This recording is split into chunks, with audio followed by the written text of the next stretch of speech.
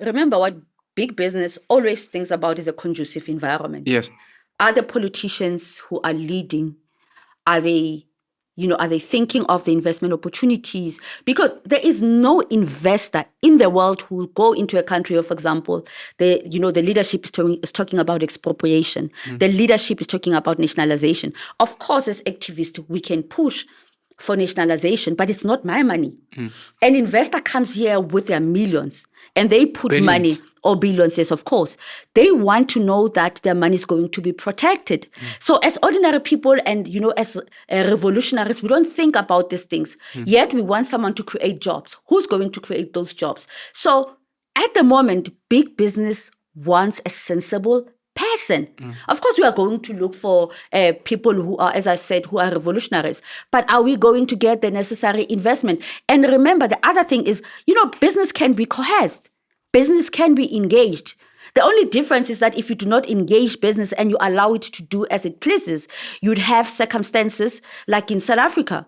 But the reality is that you want a person who is stable. You do not want a person who will be, talking about nationalization of the mines and so forth. Because as we speak, as a majority, we cannot even buy these mines that are already there. We are waiting for some investor to come and buy our mines, to come and do the studies. Is it geo? Yeah. Yes. So, you need to really look. Because, the thing that I have learned, especially since leaving politics, is that you really become realistic because you now start taking helicopter view.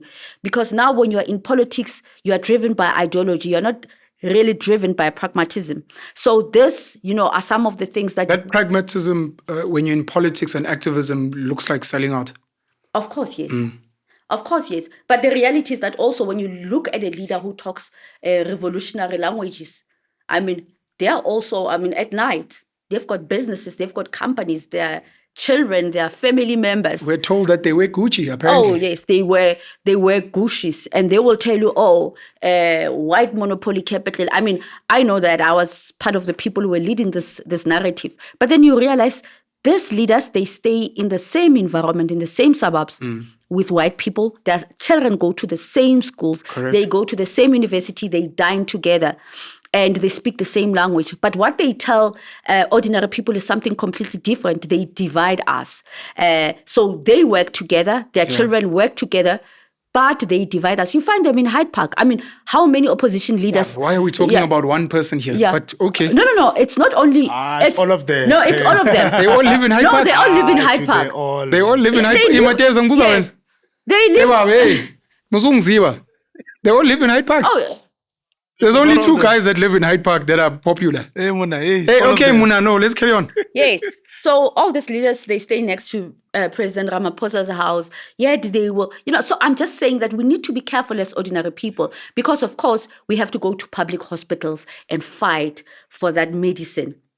They go to private healthcare. One of these so-called leaders would speak about an organized revolution. And to many people, it almost sounds like, look, say the things they want to hear, but just keep them in check. But don't shake too much. Because now and he said this in an interview even, that when the people get really frustrated, who are they going to go for? They're going to go for white people and for people like us who are living better. So they need me to neutralize them. They need me to speak to them. I remember that interview. Yes. I still want to sorry, that's Julius Malema, by the way. So people don't think we're busy sidestepping things. How far are we? Oh, you want to go? No. Let's finish. Okay. Now I want to go back to the questions. Names.